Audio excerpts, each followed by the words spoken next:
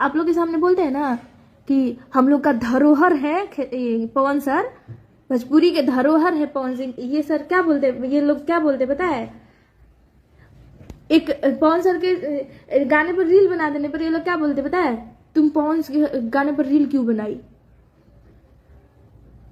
क्यों ढोंग रचते हो, भोजपुरी के धरोहर है, उन धरोहर के गाने पर रील बनाने पर तुमको टेंशन हो जाता है, अब बदनामी कर देते हो खेसारी सर को।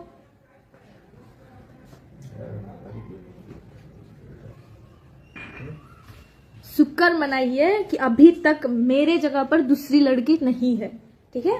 मैं आज भी भैया की तरह आपको बड़े भैया की तरह मानती हूँ, तो इज्जत थोड़ा उसका ख्याल करिए, ठीक है, और शांत बैठिए। अगर आपको काम सौम्या से दिक्कत है तो नहीं दीजिए, मैं मांगने भी नहीं जा रही हूँ, मैं नहीं बोल रही हूँ फोन करके कि प्लीज सौम्या को मैनेज करा के लिया दो, मैं ये नहीं बोल रही हूँ, आप बोल रहे हैं और आप ही को दिक्कत है। थोड़ा आप हमसे सीनियर हैं तो उसका इज्जत करिए, ठीक है। दिमाग से सोचिए कि मैं क्या करने जा रहा हूं।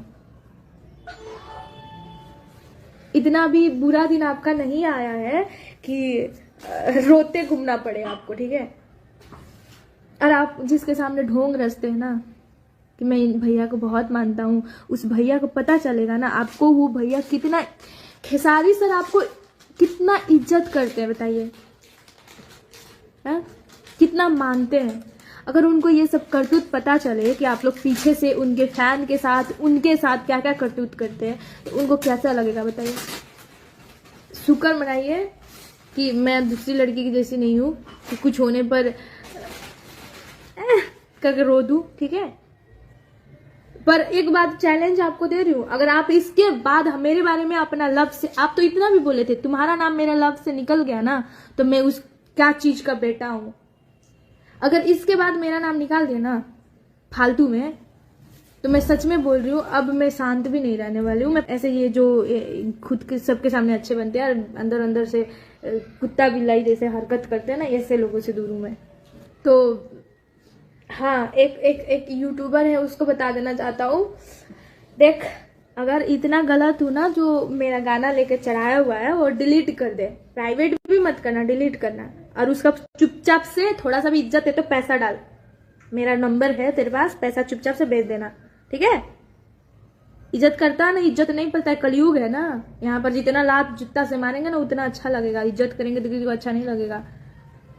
है आप लोग जिसको मानते हैं ना, इतना अच्छा मानते हैं, रुकिए ना मैं इतना बता दूं ना कि मैं सच में बोल रही हूँ ना, हमको इतना परेशान करेंगे ना, आप ही लोग बताइए। मैं आगे यहाँ पर बैठी हुई हूँ पटना में, कल का दिन में ये लोग 200-300 लोगों को लेकर मारने आ जाते हैं, कल का दिन में कुछ भी हो जाए इसका जिम्मेवारी कौन लेगा बताइए, हाँ, नाम किसका बदनाम होगा बताइए। और आप लोग बोलते कि खेसारी सर से दूर हुई हो, वो लोग खेसारी सर से मिलने भी नहीं देते, इतना उनको भड़का दिया है ना, खेसारी सर को लगता है ना कि मैं ही गलत हूँ।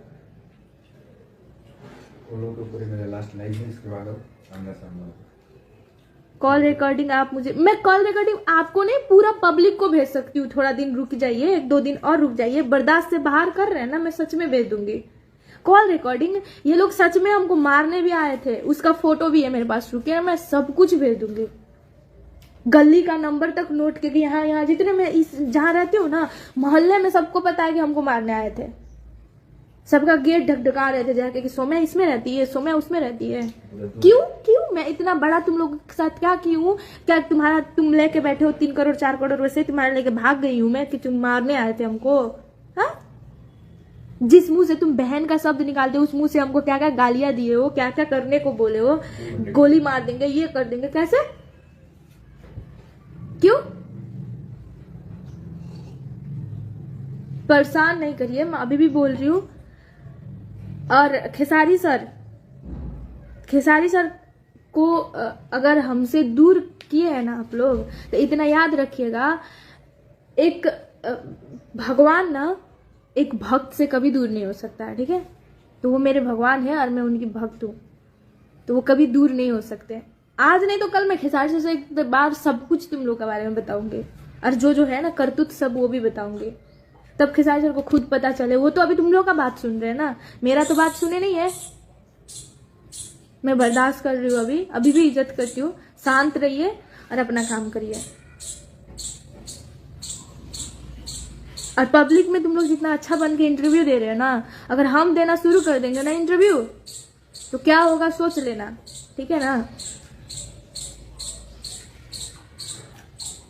इंटरव्यू देना हम स्टार्ट कर देना तो क्या होगा सोच लेना, ठीक है।